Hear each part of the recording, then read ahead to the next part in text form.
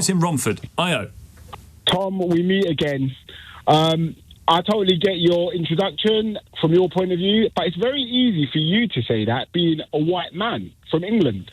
At the end of the day, if you had a dual national Somalian, for example, I'll just take that, and we know why I'm using the Somalian thing. So he's got a Somalian passport, he's got a British passport, and then he goes to America to watch the game. Maybe he speaks the language. One of these ICE officers hear him speaking the language. It's not inconceivable, okay, that person could be arrested and actually be shot. We are seeing members of the public in America being shot in the street for doing absolutely nothing. You're right, it is not inconceivable. I mean, I point you to that terrible incident on Saturday where the person who was shot was white. So it is also conceivable that a white person, a white man, might be taken aside by an ICE agent and shot in the head. That is true, but a white man is not going to be approached by ICE agents and asked, where this you white born, man, because he's this white. white man was approached by ICE agents and killed. Actually, the white man was standing there watching the ICE agents doing what they were doing, and the ICE agents approached him because he was basically filming them. Yes, he was approached by ICE agents. Yeah, the point I'm making is he's not going to be the target of deportation or suspicion or whatever. That is the fact. But he was shot by ICE agents. So I don't know why we're having a row about whether or not he was shot by ICE agents.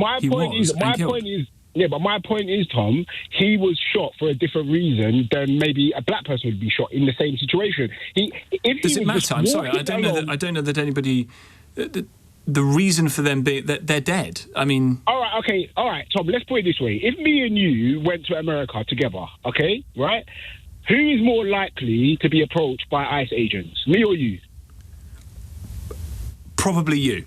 There you go. And that is basically the situation, because they are going to approach people not based on what your behaviour is, not based on any evidence, not based on... People are getting stopped. My cousin, okay, I've got a cousin who's in America now going through the immigration system, legal immigration, right? So he came from Nigeria and he's over there. I called him up the other day and he's scared to talk and say certain things on the phone. He's saying like, and I've told him, I'm not coming to America. He's scared of saying things on the phone?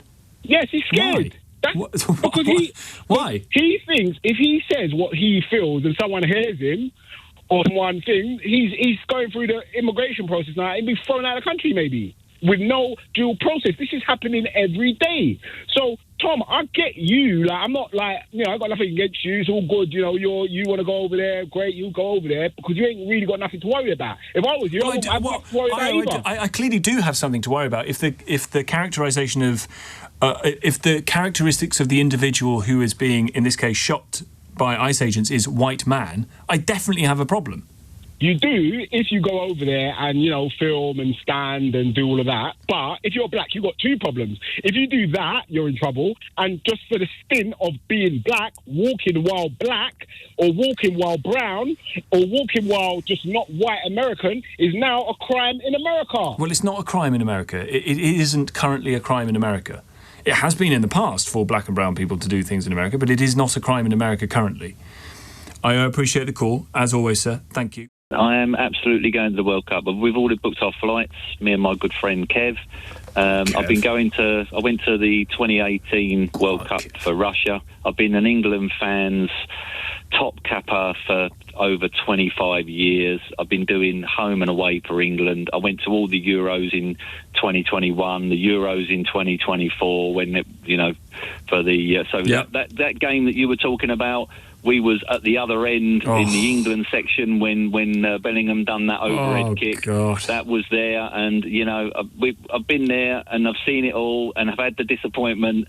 And to think that someone would say, and Sepp Blatter of all people, I mean, get a life. Right, Bob, tell Dave why he and Kev can't go. Yeah, tell us why he can't go, Bob. Simply. You can't. You shouldn't go because of the state that America has turned into at the moment. If you're white, turned into, but hold on, Bob. Hold on. Let me stop you there. Let me stop. Yeah, that's around. Fine. I'll stop you there, Bob. Just a minute. In 2018, we had all this ramp up in 2018 going to the World Cup in Russia. Okay, we'll come back to the one in Qatar in a moment, but Qatar was slightly different. I didn't like that but we had either. a massive, even in 2007 when I went to Russia the first time. I've been to Russia before, so I've been to Moscow in 2007 to watch England play in a qualifier under McLaren, and we lost. You 2-1. didn't get any problems. Oh, we problems? Yeah. There was problems. I mean, but we were very, very. because I of still your went out in. I still went ethnicity. out in Moscow. I still went out in Moscow. I still went out in the evening. Went out in Moscow, and we went to a few places for a few bars With Kev? Every day. And the England fans. How many of those this is the people were England- black? How many of hold on, your let me friends just were finish. black? Hold on. There's plenty of England fan members that are black. What I'm saying to you is that the FA, for the first time, and I'd ever seen it, which was in 2000 and running up to that, late 2006, early 2007, for that particular game, actually did put out a statement to say if you are black or Afro-Caribbean, they advised us, or advised people not to travel. So yeah, I can absolutely understand why the fear of why people would not want to go. Absolutely. And The the same World thing's Cup, applying over here. The same thing's applying to USA now. yeah, it is, and I think what's really, really And you're difficult gonna- and to you're gonna understand go is that and- when you're and- a Hang on a love sec, it. Dave. Let Bob go. Go, Bob. I'm an England football fan. I love it. I love England. Everything. I support England every time they play, whether it's cricket or football. Well, unless they're playing West Indies. But honestly, there is no way that I could stomach going there because I myself have been threatened. It didn't matter that. But Bob, listen, I think, as I said earlier, managing your own appetite for risk, however unfair it is about whom is being threatened and why they're being threatened, is entirely your right. And no one is trying to tell you to do something you don't feel safe doing. But a boycott would mean that Dave couldn't go and Kev couldn't Well, go. a boycott would really be more to the fact of your own personal choice. If you're personally choosing not to go, which is I respect That's not really a anybody boycott, who though, is doesn't it? That's your want to go. personal choice not to go. A boycott means the England team, through public pressure, pull out. It does not. I would be furious if I'd already paid my money like I already have. I've already paid for flights. All right, my ticket money hasn't gone out to FIFA just yet because they're going to hold that until I get it back in All September. right, if England Bob, don't. hang on a sec. As a massive fan, would you be furious if England didn't play in this competition? England boycott it. Scotland go ahead. I don't know for some No. reason. So you'd be furious. Would you I'm be going cross? to watch every match. I'm definitely wait, going hang to on. watch every match. Hang on. So you want it boycotted, but not to the extent that it doesn't happen. Yeah, it's got to happen. I couldn't Wait, believe what? when it was agreed that the United States were going to do it. So what I kind of thought, boycott is? I'm going to see what all kind this of boycott coming, is just it? like I saw Brexit. What's that? But Bob, what sort of boycott is it if the thing that is being boycotted continues to happen? Yeah, that's not boycotting, I is realise it? the World Cup has got to be played, but Yeah. in certain cases, played behind closed doors. Bob, thank Behind you. closed, that's David, behind even closed more doors, you can't go. ludicrous. You're not going.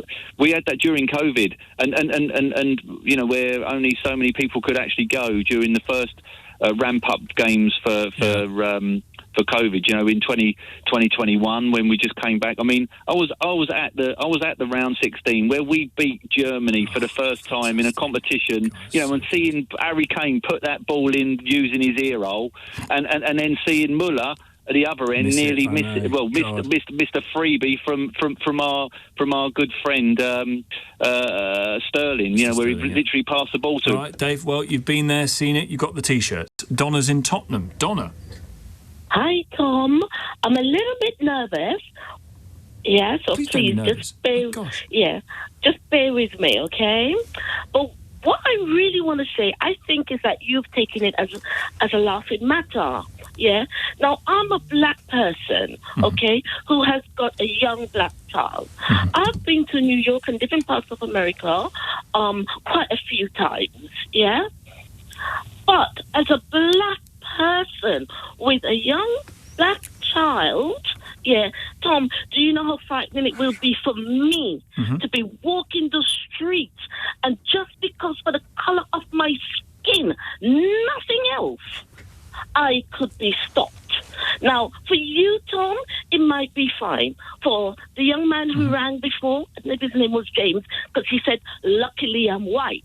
Lucky for him, he is white. Yeah, for you and others, it's going to be okay, Tom. You could walk the street, you can go anywhere, and it won't be a problem.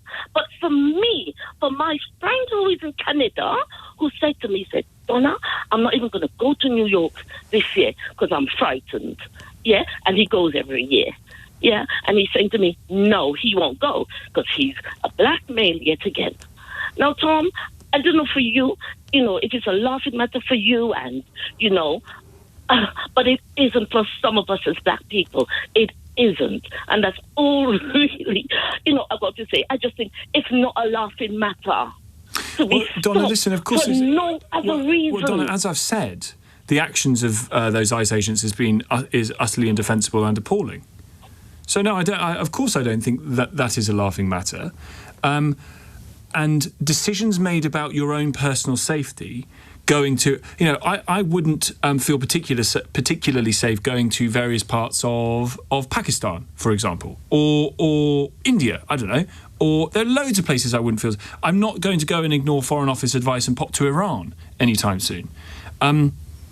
So taking decisions based on your risk appetite is completely legitimate. But this is one beyond that. This is an entire boycott on the basis of actions taken by immigration enforcement officers at the behest of the President of the United States.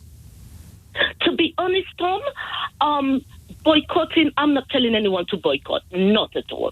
I'm not into that. The only sad thing about it is that there's going to be a lot of black players who are going to be, chances are going to be on the team, yeah? And these are the same black players who some people have said they can't stand seeing so many black people on TV. Mm-hmm. So that's another issue, yeah? And there's going to be so I don't know what's going to happen to those people, if they're going to be looking at the matches or not. No, there's no need to boycott, but I'm just saying to you, as a black person, it's not a laughing matter. No, I don't know at what stage you think I've laughed at what ICE have done. I haven't.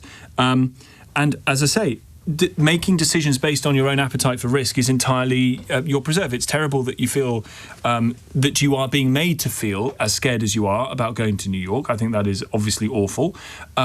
But similarly, I don't want to go to various parts of the world at various moments because I think it'd be far too risky, so I'm not going to. Do I boycott the entire country as a result? No. There are parts of, for example, Tunisia. Thank you, Donna. There are parts of Tunisia where you are just told don't go. It is far, far, far too dangerous. There's armed groups there. There's militia. It's lawless. Forget it. There are also some fantastic hotels and beaches there that are absolutely lovely that people go to for their winter sun, and it's very, very nice. Do you boycott the entire country? No.